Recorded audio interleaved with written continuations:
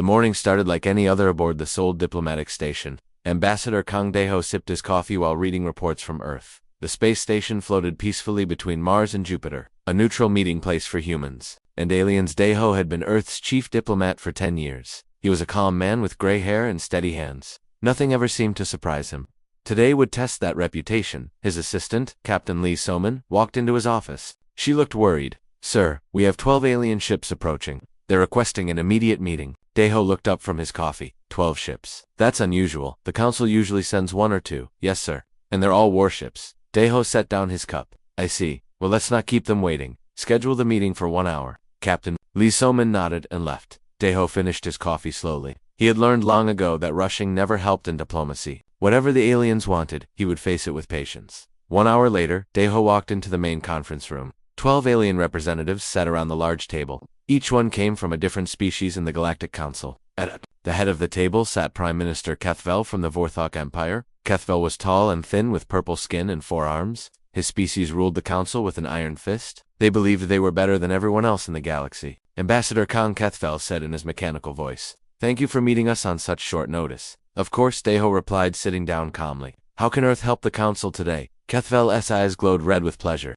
"Actually, Earth cannot help us anymore. We are here to deliver a message." The other alien representatives shifted in their seats. Some looked excited, others seemed nervous. All of them watched Dae-ho carefully. "I'm listening," Dae-ho said. Kethvel stood up, his forearms spread wide. "The Galactic Council has decided that humanity is a threat to galactic peace. You breed too quickly. You expand too fast. You ask too many questions about our technology." Dae-ho nodded slowly. "I see. What does the council want us to do about this?" "Nothing," Kethvel said with a cruel smile. "Because we are declaring war on your species. You have 48 hours to surrender completely. Give us control of all human worlds. Hand over your military. Accept our rule. Do this, and some of you may live as our servants." The room went silent. Every alien I watched Dae-ho's face. They expected him to panic. They expected him to beg. They expected him to ask for more time. Instead, Dae-ho reached for his water glass and took a small sip. He set it down gently. "I see," he said. "And if we don't surrender," Kethvel's smile grew wider, "then we will destroy every human world. We will hunt down every human ship. We will end your species completely." Dae-ho thought for a moment. He looked around the table at each alien face.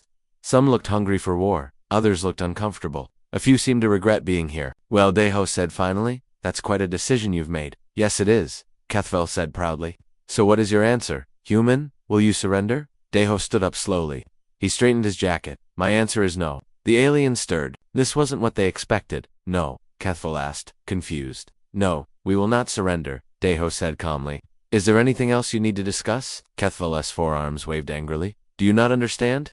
We are declaring war on you. We have 12 species, thousands of ships, billions of soldiers." "I heard you the first time," Dae-ho said. "My answer is still no." "You, ...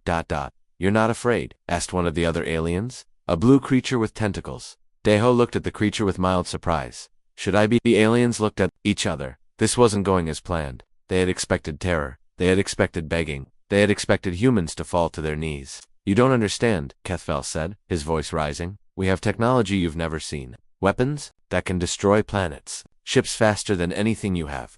"Interesting," Dae-ho said. "When do you want to start this war?"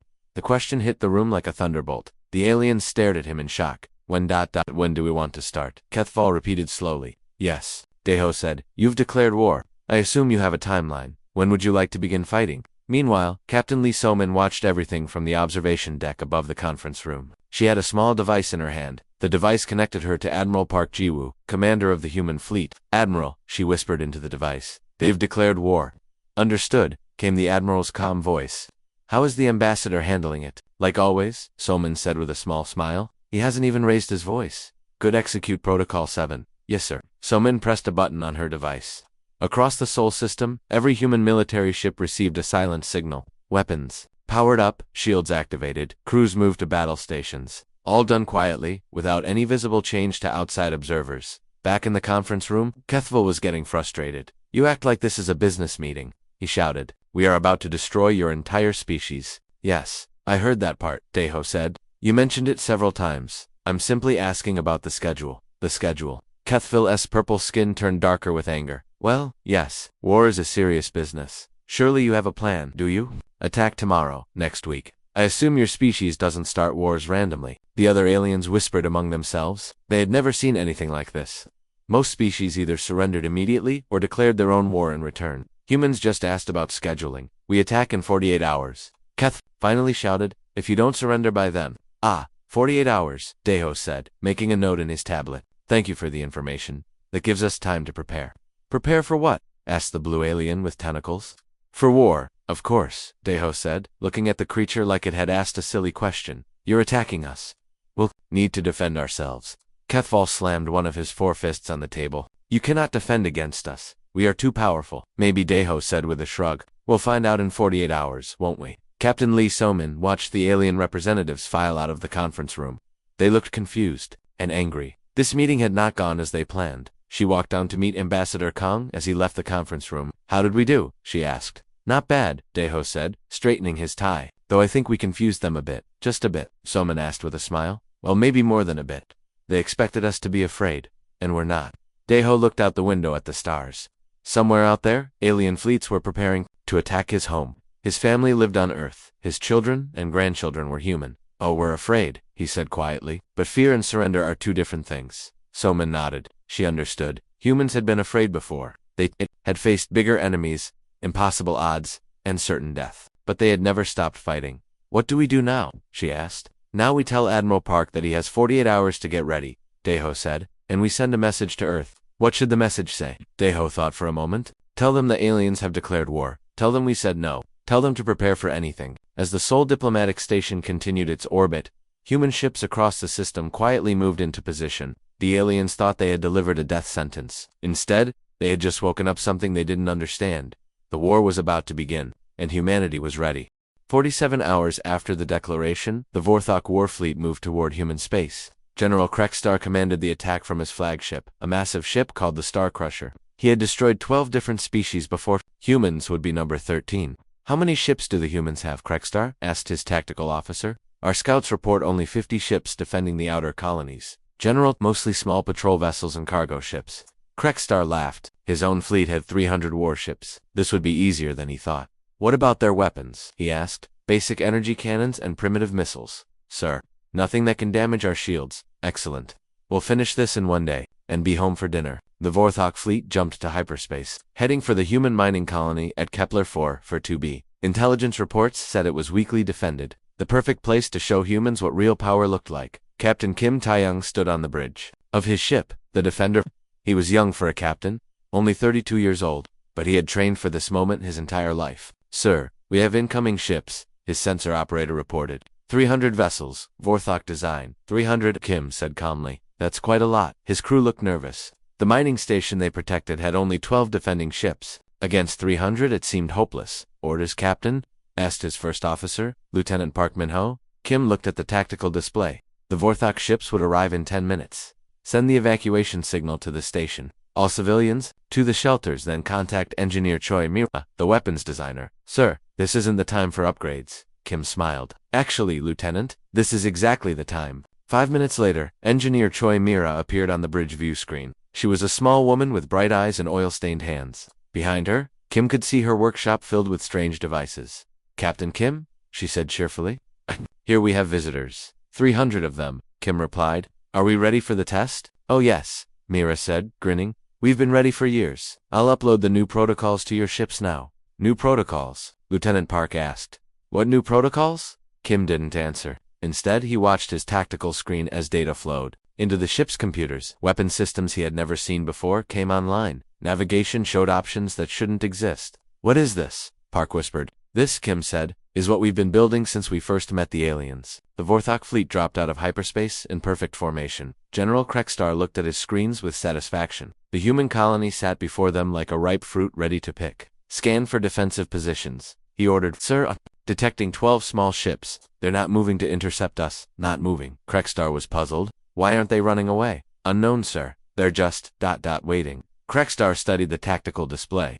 The human ships formed a loose circle around the mining station. They looked tiny compared to his massive warships. Open a channel to the humans, he commanded. Captain Kim's face appeared on the view screen. He looked calm and relaxed. Human Captain Krekstar said, I am General Krekstar of the Vorthok Empire. You are vastly outnumbered. Surrender now and we will kill you quickly. Kim tilted his head slightly. That's very kind of you, General, but I think we'll pass. Prax Krekstar couldn't believe what he was hearing. You have 12 ships. One have 300. Yes, I can count, Kim said politely. Is there anything else you need to discuss? Krekstar's face turned purple with rage. You will learn respect. All ships. Attack formation. Destroy those humans. The Vorthok fleet moved forward in a classic battle formation. 300 ships against 12. It should have been over in minutes, but something strange happened. As the alien ships entered the asteroid field around the mining station, the 8 human ships began to move. They didn't flee or charge into battle. Instead, they did something impossible. They vanished. Where did they go? Krekstar shouted.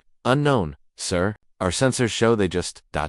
disappeared. Ships don't just disappear. Find them. But before the Vorthok could search, something hit the Star Crusher from behind. Alarms blared across the bridge. Report, Krekstar demanded. Sir, one of our rear ships just exploded, but there's nothing there. On the Defender's bridge, Captain Kim watched his stealth systems work perfectly. Engineer Choi Mira had spent 10 years developing technology that bent light around human ships. 2 alien sensors, they simply didn't exist. Target their command ship, Kim ordered. Sir, their shields are too strong for our weapons, Lieutenant Park said. Who said anything about using weapons? Kim replied. He pressed a button on his command chair. Outside, a large asteroid began moving toward the Vorthok flagship. To alien eyes, it looked like a natural collision course. General Krekstar saw the asteroid coming but wasn't worried. His shields could handle rocks. The asteroid hit the Star Crusher's shields and bounced off harmlessly. Krekstar laughed. Then the asteroid exploded. But this wasn't a normal explosion. Hidden inside the rock were human devices that Mira called gravity bombs. They didn't destroy things with fire or force. Instead, they created tiny black holes that lasted for exactly 3 seconds. The Vorthok shields, designed to stop energy weapons, couldn't handle gravity itself being twisted. The Star Crusher's entire front section crumpled like paper. What just happened? Krekstar screamed as his ship shook apart. Across the battlefield, more asteroids began moving. The Vorthok fleet found itself under attack by the rocks themselves. Every asteroid that hit a ship carried hidden surprises. Some had gravity bombs, others released clouds of metal dust that got into alien engines. A few split open to reveal human missiles that had been waiting inside for years. This is impossible, Krekstar shouted. Rocks don't attack ships. But Captain Kim had learned something important about space combat. In the asteroid fields, everything was a weapon if you were creative enough. The human ships appeared and disappeared like ghosts. They used the asteroids as shields, hiding behind rocks the size of buildings. When Vorthok ships tried to follow, they found themselves trapped in carefully prepared mazes of stone and metal. Engineer Choi Mira watched the battle from her workshop. She had spent years turning the entire asteroid field into a giant trap. Every rock had been moved into position. Every hiding spot had been prepared. How are we doing, Mira? Captain Kim asked over the radio. Perfectly, she replied, watching another Vorthok ship get crushed by a perfectly timed asteroid collision. They're fighting the battle they prepared for. We're fighting the battle we prepared for. And what battle did we prepare for? Mira smiled as she watched the alien fleet struggle against an enemy they couldn't see or understand. We prepared for war against people who think space is empty, she said. But space isn't empty, Captain. It's full of rocks. And rocks don't show up on their sensors until it's too late. Within 2 hours, half the Vorthok fleet was destroyed or damaged. The other half was trapped in the asteroid field, afraid to move forward or back. General Krekstar sat in his ruined command chair, staring at the tactical display in disbelief. His mighty fleet was being destroyed by rocks and invisible ships. Sir, his communications officer said quietly, the humans are sending us a message. Captain Kim's face appeared on the screen again. He still looked calm and polite. General Krekstar, Kim said, you seem to be having some difficulties. Would you like to surrender? Krekstar couldn't speak. His mouth opened and closed like a fish. I'll take that as a maybe, Kim continued. Take your remaining ships and leave. Don't come back to this system. And General what? Krekstar whispered. Tell the council that this was just one small colony. We have hundreds more. Each one has been preparing for 10 years. The transmission ended. Krekstar stared at the empty screen for a long time. General, his tactical officer asked. What are your orders? Krekstar looked at his broken fleet. Half his ships were gone. The other half were trapped in a maze of killer asteroids. And somewhere in that maze, invisible human ships waited to finish the job. Retreat, he said quietly. Get us out of here. As the surviving Vorthok ships limped away from Kepler 442b, Captain Kim stood on his bridge watching them go. Should we pursue them, sir? Lieutenant Park asked. No, Kim said. Let them return to the council. Let them tell their story, sir. Kim smiled as he watched the alien ships disappear into hyperspace. The best part of winning a battle, he said, is letting your enemies spread the news. The council emergency meeting was chaos. Representatives from 12 species shouted at each other in the Great Hall. General Krekstar stood in the center, his uniform torn and his pride broken. Impossible. Prime Minister Kethvel screamed. You had 300 ships? I know what I had, Krekstar replied weakly. But the humans, they turned space itself into a weapon. Space is empty, shouted the blue Kelthrian representative. There's nothing out there but rocks. That's what we thought too, Krekstar said. We were wrong. While the council argued, Admiral Park Ji-woo sat in his command center on Mars. He watched 12 different screens showing council fleet movements. The aliens were preparing for a massive attack on human space. Sir, his aide Captain Ru Dongman reported, the council is moving 800 ships toward our outer colonies. 800, Park said thoughtfully. They're getting serious. Should we reinforce the colonies? Park smiled. No need. Execute Operation Thunderstorm. Ru looked puzzled. Sir, Operation Thunderstorm is complete evacuation of all outer colonies, Park finished. Every human civilian gets moved to safety, every colony becomes a fortress. But sir, that will take weeks. We started 3 days ago, Park said calmly. We should be finished by tomorrow. Ju stared at his Admiral. You started evacuating before the war was declared. Ru, we've been preparing for this war for 10 years. Did you think we wouldn't notice council ships massing at our borders? Meanwhile, Lieutenant Colonel Song The-jin led her Marines through the corridors of an abandoned mining station. Her team moved quietly through empty halls that had housed 5,000 civilians just hours before. Colonel, her sergeant whispered, why did we evacuate everyone if we're going to defend this place? Because, Song replied, setting charges. On a support beam, dead civilians don't help anyone. Living soldiers do. She finished wiring the explosives and stepped back. The mining station looked empty, but it was now a trap waiting for alien invaders. Ma'am, incoming ships, her communications officer reported. 50 Vorthok vessels. Only 50, Song said with disappointment. I was hoping for more. The Vorthok ships landed and disgorged soldiers into the station. They expected to find terrified humans hiding in the corridors. Instead, they found empty rooms and silence. Where is everyone? The Vorthok commander asked his troops. His answer came as an explosion that collapsed 3 levels of the station on top of them. Colonel Song watched from her hidden command post. As alien soldiers wandered through her maze of traps, motion sensors triggered gravity bombs, doorways collapsed when aliens walked through them, elevators became death traps. This is too easy, her sergeant said, watching aliens run in panic. They're thinking like conquerors, Song replied. We're thinking like defenders. There's a difference. Across human space, the same scene played out on dozens of worlds. Aliens arrived expecting to find helpless colonies. Instead, they found fortresses manned by soldiers who had been preparing for years. Commander Ru Dongmin led his stealth ships into alien supply lines. His mission was simple, make the council regret starting this war. Target the fuel convoy, he ordered his pilots. Sir, that convoy has 50 escort ships. Pilot Jang Min-ho replied. I can count, Ru said. Attack in 30 seconds. The human stealth ships appeared from nowhere in the middle of the alien convoy. But instead of attacking the escort ships, they targeted the supply vessels. Fuel tankers exploded in brilliant flashes. Food ships split open, spilling their cargo into space. Sir, the escorts are turning to engage us, Jang reported. Let them, Ru said.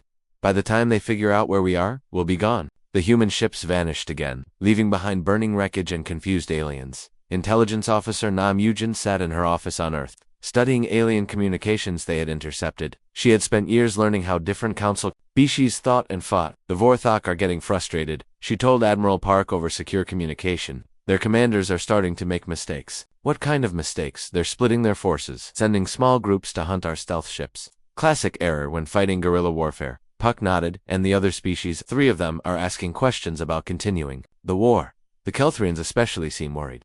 Good. Keep monitoring their communications. Let me know when they start arguing with each other. That moment came sooner than expected. Nam intercepted a heated conversation between Kelthrian and Vorthok commanders. This is madness. The Kelthrian admiral was saying, we've lost 60 ships and haven't conquered a single human world. We just need more force. The Vorthok replied. Send more ships to disappear into asteroid fields. More ships to be destroyed by invisible enemies. How many ships do you want to lose? Nam smiled as she listened. The council was starting to crack. Lieutenant Colonel Song's team had captured 3 Vorthok officers during the station battle. She sat across from them in an empty conference room, broadcasting their conversation to the entire council fleet. Why do you fight us? One of the aliens asked. We offer you a chance to serve the council, to be part of something greater. Song looked at the alien with mild surprise. You attacked our homes. You threatened our families. Did you think we would just let you? But we are stronger. We have more ships, more weapons. Maybe, Song said. But this is our space. These are our homes. You're fighting away from everything you know. We're fighting for everything we love. She stood up and walked to the window. Outside, alien ships burned in the darkness. You want to know why we fight? She continued. Because someone has to. Because if we don't fight here, we'll have to fight at Earth. And we'd rather fight you here. The alien prisoners said nothing. They were beginning to understand something they had missed before. Humans weren't fighting to conquer or to prove they were strong. They were fighting to survive. Dr. Yang Haiyanwu, military strategist and historian, watched the battle reports from his office on Earth. He had studied every war in human history. This one was following a familiar pattern. Admiral, he said to Park over the communication link. The aliens are making the same mistake every invader makes. Which mistake is that? They're fighting the war they want to fight, not the war we're giving them. They want big battles with big fleets. We're giving them small fights in places we choose. And that's bad for them because every small fight costs them ships they can't replace easily. But every small fight teaches us more about how they fight. Park understood. We're learning faster than they are. Exactly. Plus, they're fighting to conquer territory they don't need. We're fighting to protect territory we can't lose. Guess who's more motivated? By the end of the week, the Council had lost nearly 200 ships. They had conquered exactly 0 human worlds. Most of their victories were empty colonies that humans had already abandoned. Worse, human stealth ships were hitting supply lines across Council space. Alien commanders were afraid to send convoys without massive escorts. That made everything slower and more expensive. Prime Minister Kath called another emergency meeting. This is not going as planned, he announced to the Council. Really? The Kelthrian representative said sarcastically. What gave you that idea? The burning ships or the empty colonies? We just need a new strategy, Kethfall insisted. Or maybe, said a small voice from the back, we need to admit we made a mistake. The room went silent. It was the first time any council member had suggested the war might be wrong. Mistake. Kethvel's voice was dangerous. We attacked a species. We didn't understand, the voice continued. It belonged to a young Arxian diplomat. We assumed they would be easy to defeat. We were wrong. They are just one species. We are 12. 12 species that are now questioning this war, the Arxian replied. 3 of our member species have asked to withdraw from the conflict. Kethvel looked around the room. For the first time, he saw doubt in many faces. No one withdraws, he said firmly. We finish this war, all of us. But as the council members filed out of the meeting, many of them wondered if finishing this war was even possible. The humans had shown no signs of weakening. If anything, they seemed to be getting stronger. Admiral Park read the intelligence reports with satisfaction. The council was starting to doubt itself. That was exactly what he had hoped for.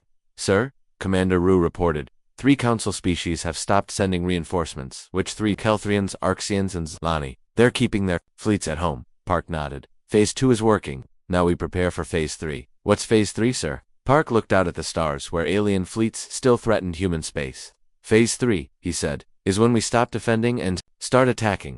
The Kelthrian Republic was the first to break ranks. Ambassador Threlkon sent a secret message to human space 3 weeks after the war began. The message was simple. We want to talk. Captain Lee Somin, now promoted to Admiral, received the message aboard her flagship near the neutral zone. She had been waiting for this moment. Ma'am, her communications officer reported, we're getting similar messages from the Arxians and the Zalani. 3 species want out of the war, Salman said thoughtfully. That's a quarter of the council. Her tactical officer, Commander O.J. Sung, looked worried. Could be a trap? Admiral, could be. Soman agreed. But we won't know unless we listen to them. She opened a secure channel to Earth. Admiral Park Ji-woo appeared on her screen within minutes. Admiral Lee, Park said, I assume you've received the same messages we have. Yes, sir. 3 species want to negotiate. What are your orders? Park was quiet for a moment. Meet with them, but take precautions.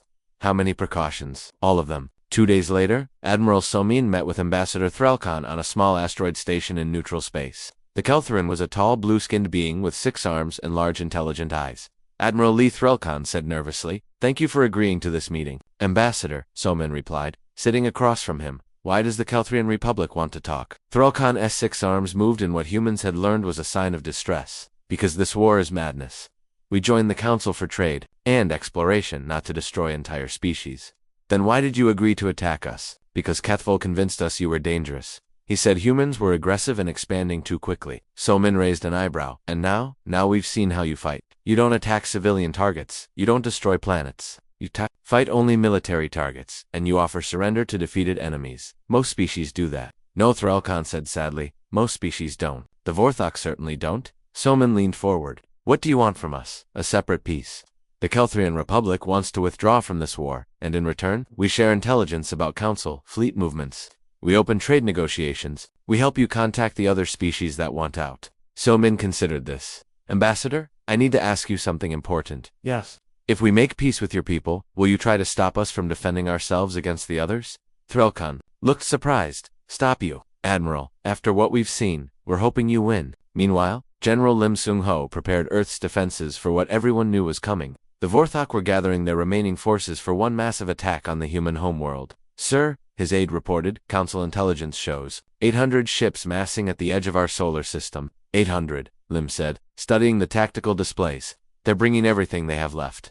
Should we request reinforcements from the outer colonies? No, Lim said firmly. The colonies are doing their job perfectly. Every day they delay Council forces is another day we have to prepare. What the aliens didn't know was that Earth had been turning itself into the galaxy's largest fortress for 10 years. Every satellite had weapons. Every space station was a gun platform. Even the civilian cargo ships had been modified to carry missiles. Dr. Baek In-ho, chief weapons scientist, showed Lim the latest additions to Earth's defenses. We've finished weaponizing the moon, Baek said proudly. The entire moon? Well, the side facing Earth. We've installed gravity cannons in the major craters. Any ship that gets within 1,000,000 kilometers of Earth will face artificial gravity fields strong enough to crush steel. Lim looked at the technical readouts. What about our own ships? They have special shields that cancel out the gravity effects. The aliens don't know about those shields. Excellent. What else? Baek grinned. We've turned Mars into a giant missile platform. Every mountain has launch tubes hidden inside. We can fire 10,000 missiles simultaneously, and the asteroids all armed with gravity bombs, just like in the outer colonies. Plus, we've moved about 50 asteroids into Earth orbit. The aliens will think they're natural debris. Lim nodded approvingly. How many surprises do we have total? Honestly, sir, I've lost count, but I estimate that any force attacking Earth will face approximately 50,000 hidden weapons before they even see our regular fleet. While Earth prepared its trap, Admiral Soman met with representatives from 3 more Council species. The war was fracturing the alien alliance faster than anyone had expected. The Vorthok are losing control, reported Ambassador Seo Yunbai, who specialized in alien psychology. 6 species now want out of the war. 2 more are thinking about it. That leaves only 4 species still committed to fighting, Soman noted. Yes, but those 4 include the Vorthok themselves, and they're desperate. Captain Oh Jae-soon had been monitoring Vorthok communications. Admiral, they're planning something big. All their remaining forces are moving toward Earth. How big? Everything they have left. 800 ships, plus support vessels. They're calling it the final strike. Soman looked at the star charts. Earth was 3 days away at maximum speed. They think if they can capture our home world, the war ends, she said. Will it? Oh asked. So-Min smiled grimly. They're about to find out what happens when you threaten a human's family. The Vorthok fleet, now commanded personally by Prime Minister Kethfel, jumped into hyperspace toward Earth. Kethfel stood on the bridge of his new flagship, the Galaxy's Fury, watching the countdown to their arrival. This ends today, he told his officers. We destroy their homeworld, and the humans will surrender. Sir, his tactical officer said, what if they don't surrender?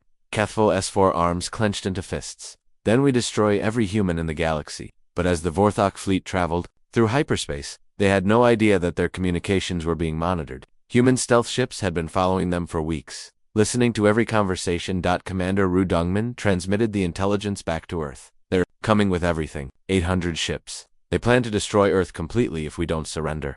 Admiral Park received the message in his command center on Mars. He looked around at his staff, all of whom had families on Earth. Gentlemen, he said quietly, they just made this personal, sir. Major Yu? Harem asked. For 3 weeks, we've been fighting a military war. Professional soldiers against professional soldiers. But now they've threatened to destroy our families. The room went silent. Everyone understood what that meant. Sir, Commander Shin Wen-jae said, what are your orders? Park looked at the tactical display showing Earth's defenses. 50,000 hidden weapons. A moon turned into a fortress. Mars armed with enough missiles to destroy a fleet, and something else the aliens didn't know about. We show them why. Threatening a human's family is the worst mistake they could possibly make. And how do we do that, sir? Park's expression was calm, but his eyes were cold as space itself. We let them get close to Earth. We let them think they're about to win. And then we teach them that humans have been preparing for this exact moment for 10 years. Sir, if they attack Earth, they won't get the chance, Park said firmly. Because they're not fighting 12 scattered colonies anymore. They're fighting the entire human species. United, prepared, and very, very angry. As the Vorthok fleet raced toward Earth, human ships across the galaxy began moving. Ships from every colony, every outpost, every hidden base started converging on the solar system. The aliens thought they were bringing 800 ships to attack one world. They had no idea they were flying into the biggest trap in galactic history. They definitely didn't know that humans, when their families are threatened, stop thinking like civilized soldiers and start thinking like the warriors their ancestors had been. The real war was about to begin. Prime Minister Kethvel stood on the bridge of the galaxy's fury as his fleet dropped out of hyperspace at the edge of the solar system. 800 Vorthok warships spread out in perfect formation, ready to destroy the human home world. Tactical report, Kethvel commanded. Sir, we're detecting minimal defenses. Maybe 50 human ships near Earth. No major fleet presence. Kethvel's four arms spread wide in triumph. 50 ships. They're not even trying to defend their home. Sir, should we demand their surrender first? No, Kethvel said coldly. No more talking. We destroy everything. What the Vorthok didn't see were the 1,000 human ships hiding behind planets, moons, and asteroids throughout the solar system. Ships that had been waiting in complete radio silence for 3 days. Captain Kim Tae-young, now commanding a battle group near Jupiter, watched the alien fleet on his passive sensors. His ships were hidden behind Europa, one of Jupiter's moons. All ships, he whispered into his communicator, maintain radio silence. Wait for the signal. Colonel Hong Soo-young commanded Earth's ground defenses from a bunker deep beneath Seoul. She watched orbital displays showing the approaching alien fleet. Ma'am, her aide reported, all civilian shelters are sealed. All defense platforms are armed and ready. Good, Hong said. How many gravity cannons do we have operational? All of them, ma'am. The moon's weapons are fully charged. Hong nodded. The moon had been humanity's secret project for years. What looked like natural craters were actually massive gravity weapons that could crush a spaceship from 1,000,000 kilometers away. Dr. Baek In-ho sat in his laboratory on Mars, watching the final preparations. Every mountain on the red planet had been hollowed out and filled with missile launchers. Mars had become one giant weapon. Sir, his assistant said, all missile tubes are loaded. We're ready to fire 10,000 projectiles on your command. 10,000 missiles should get their attention, Baek said with satisfaction. Admiral Park Ji-woo commanded the trap from his flagship, hidden in Earth's shadow. He watched the Vorthok fleet approach his homeworld and felt a cold anger he had never experienced before. Sir, his communications officer reported, the alien fleet is demanding Earth's surrender. Let them demand, Park said quietly. Major, what's our status? Major Yu Harim checked her displays. All defense platforms online, all hidden fleets in position, all weapons charged and ready, and our special surprise, ready, sir? The ships they think they destroyed are fully operational and waiting. Park smiled grimly. The aliens had no idea that every human ship destroyed in previous battles had actually been playing dead. Humans had learned to fake destruction very convincingly. The Vorthok fleet moved deeper into the solar system. Heading straight for Earth, they passed Mars without noticing the mountain mine-sized missile launchers hidden beneath the planet's surface. Sir, the Vorthok tactical officer reported, we're halfway to Earth. Still no significant resistance. The humans have given up, Kethvel said with satisfaction. They know they cannot win. But as the alien fleet reached Earth's orbit, something strange happened. The space around Earth seemed to shimmer and bend. What is that? Kethvel demanded. Unknown, sir. Our sensors are detecting gravitational anomalies. Gravitational what? His answer came as 50 asteroids suddenly appeared around his fleet. Asteroids that hadn't been there a moment before. Where did those come from? Kethvel screamed. The asteroids exploded simultaneously, but these weren't normal explosions. They were gravity bombs, just like the ones that had destroyed his ships. At Kepler-442b.20 Vorthok ships crumpled instantly as gravity itself was twisted around them. All ships, evasive maneuvers, Kethvel ordered, but there was nowhere to go. The asteroids had been placed perfectly to trap the alien fleet in a kill zone. From his bunker on Earth, General Lim Sung-ho watched the first phase of the trap work. Perfectly. Phase 1 complete, he reported to Admiral Park. 20 enemy ships destroyed. 780 remaining. Begin Phase 2, Park ordered. The moon began to glow. Hidden gravity cannons and lunar craters powered up and fired. Invisible beams of twisted gravity reached out across space to grab Vorthok ships. Sir, the alien tactical officer screamed, our ships are being pulled toward the moon. That's impossible. Moons don't have that much gravity. This one does. Sir, 50 more Vorthok ships were dragged into the moon's surface at incredible speed. They hit with the force of nuclear weapons, leaving new craters where they struck. 730 ships remaining, General Lim reported. Begin Phase 3, Admiral Park said. Mars erupted. What looked like natural mountains split open to reveal missile launchers the size of skyscrapers. 10,000 missiles streaked across space toward the trapped Vorthok fleet. Incoming missiles. The alien weapons officer screamed. Thousands of them. Shoot them down, Kethvel ordered. The Vorthok ships fired everything they had at the approaching missiles. They destroyed half of them, but 5,000 missiles still got through. The alien fleet disappeared in a cloud of explosions. When the smoke cleared, only 400 ships remained. 400 ships left, Lim reported calmly. Begin Phase 4, Park ordered. Now the real surprise began. All around the solar system, ships that the aliens thought they had destroyed came back to life. Human vessels that had been playing dead for weeks suddenly powered up their weapons and engines. Captain Kim Taeyang led his hidden fleet out from behind Jupiter. All ships, attack formation. Let's finish this. From behind Saturn, Admiral Soman brought another 100 ships. From the asteroid belt, Commander Ru appeared with his stealth squadrons. In minutes, the surviving Vorthok fleet found themselves surrounded by over 1,000 human ships. Where did they all come from? Kethvel whispered in horror. His tactical officer was crying. Sir, we're completely surrounded. They have us outnumbered 3-1. But the humans weren't finished. Begin Phase 5, Admiral Park ordered. Every space station, satellite, and orbital platform around Earth revealed hidden weapons. Solar power collectors became massive laser cannons.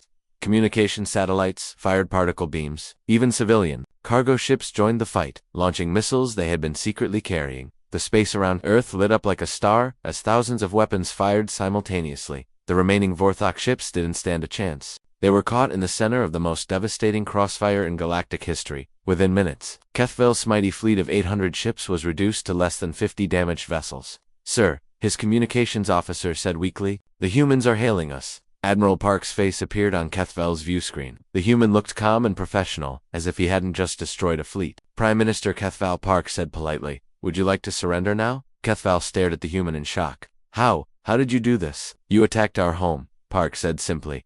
Did you think we wouldn't be ready? But we destroyed your ships. We won every battle. Park smiled slightly. You won every battle? We let you win. Every ship you destroyed was actually recording your tactics and learning your weaknesses. That's impossible, is it? You declared war on a species. You didn't understand. You attacked our colonies and thought we would panic. You threatened our families and expected us to surrender. Kethvel's voice was barely a whisper. What are you? We're humans, Park said. We're engineers who turned asteroids into weapons. We're soldiers who turned our own planets into fortresses. We're a species that has been preparing for this war since the day we met you. Around the battlefield, human ships moved to surround the surviving Vorthok vessels. But they didn't fire. They waited. Sir Kethvel's tactical officer said, they could destroy us easily. Why are they waiting? Admiral Park answered the question. Because unlike you, we don't enjoy killing. Surrender your ships and your crews will be treated well. Kethvel looked around at the wreckage of his fleet. 800 ships reduced to 50. His dreams of conquest turned to ash. And if we don't surrender? Park's expression didn't change. Then we'll demonstrate Phase 6. There's a Phase 6. Prime Minister, we've been planning this war for 10 years. We have phases you can't even imagine. Kethvel slumped in his command chair. His mighty empire, the terror of the galaxy, had been defeated by a single species in their own home system. We surrender, he said quietly. Wise choice, Park replied. Captain Kim, please escort the surviving ships to Mars. They'll be treated as prisoners of war. As the broken Vorthok fleet was led away, Admiral Park looked out at his home planet. Earth was safe. The trap had worked perfectly. Sir, Major Yu reported, we're receiving surrender messages from the remaining Council fleets throughout the galaxy. All of them, yes sir. Word of the battle is spreading fast. No one wants to fight us anymore. Park nodded. The war was effectively over. But now came the harder part. Contact Ambassador Kang on the diplomatic station, Park ordered. Tell him to prepare for peace negotiations. What should he tell the Council representatives? Park looked at the stars where, just hours before, an alien fleet had threatened his world. Tell them we're ready to talk. But this time, we'll be talking as equals. 3 weeks after the battle for Earth, Ambassador Kang Daeho walked into the council chambers for the second time. But everything was different now. The Great Hall was only half full. 6 of the 12 council species had withdrawn from the war and were negotiating separate peace treaties with humanity. The remaining species sat quietly, their representatives looking tired and defeated. Prime Minister Kethvel was not there. He was a prisoner on Mars, awaiting trial for war crimes. In his place sat a younger Vorthok, named Morthik, who looked nervous and uncomfortable. Ambassador Kang, Morthik said formally, the council thanks you for coming. Daeho sat down at the table, just as calm as he had been during the first meeting. Of course. How can humanity help the council today? The question brought uncomfortable silence. 3 weeks ago, the council had been demanding humanity's surrender. Now they were the ones asking for help. We wish to discuss terms, Morthik said carefully. Terms for what? Daeho asked politely. For peace. For ending this war? Daeho nodded thoughtfully. I see. And what terms were you thinking of? Morthik looked around the table at the other representatives. None of them wanted to speak first. We were hoping, Morthik said slowly, that you would tell us your terms. Our terms. Daeho seemed surprised. But we didn't start this war. No, you didn't, admitted the Blue Kelthrian representative. We did, and we were wrong. For the first time in council history, member species were admitting they had made a mistake. We attacked you without understanding what you were, continued the Kelthrian. We thought you were primitive and weak. And now? Daeho asked. Now we know better. Meanwhile, Admiral Park Ji-woo stood in the prisoner camp on Mars, where 3,000 Vorthok soldiers were being held. The aliens sat in comfortable barracks, eating human food and receiving medical care for their injuries. Sir Colonel Hong Soo-young reported, "The prisoners are confused. They keep asking why we're treating them so well. What do you tell them? The truth, that humans don't torture prisoners or execute surrendered enemies." Park nodded. "And how are they responding?" "They don't believe it at first, but after a few days, they start to understand that we really mean it." The admiral walked through the camp, observing the alien prisoners. Many of them were young soldiers who had been told that humans were monsters. Now they were learning the truth. "Admiral Park," one of the Vorthok prisoners called out. It was a young officer who had been captured during the final battle. "Yes," Park said, stopping to listen. "Why don't you hate us? We attacked your home. We tried to destroy your species." Park considered the question carefully. "Because hate is what started this war. If we hate you back, the war never really ends. But we were your enemies." "You were," Park agreed. "But the war is over now. You can be our enemies, or you can be something else. The choice is yours." Back on Earth, Dr. Lee Chan-woo prepared for something that had never happened before in galactic history. The first post-war exchange program between humans and aliens. "Are you sure about this?" President Ko Min-young asked him. "We're talking about bringing alien students to Earth just weeks after they tried to destroy us." "That's exactly why we need to do it," Chan-woo replied. "The Council attacked us because they didn't understand us. If we want lasting peace, we need to understand each other, and you think education is the answer. I think ignorance is what caused this war. Education might prevent the next one." President Ko looked out at the Seoul skyline, where construction crews were already repairing damage from the war. "How many students?" "We've received applications from 50 young aliens. Scientists, engineers, doctors. They want to learn how humans think and work," approved Ko said. "But Dr. Lee," "Yes, ma'am. Make sure they understand that this is what humanity really looks like, not the monsters their leaders told them we were." In the council chambers, Ambassador Daeho opened a folder and placed several documents on the table. "These are humanity's terms for peace," he said simply. Morthic reached for the documents nervously. "Are they? Harsh? Read them and see."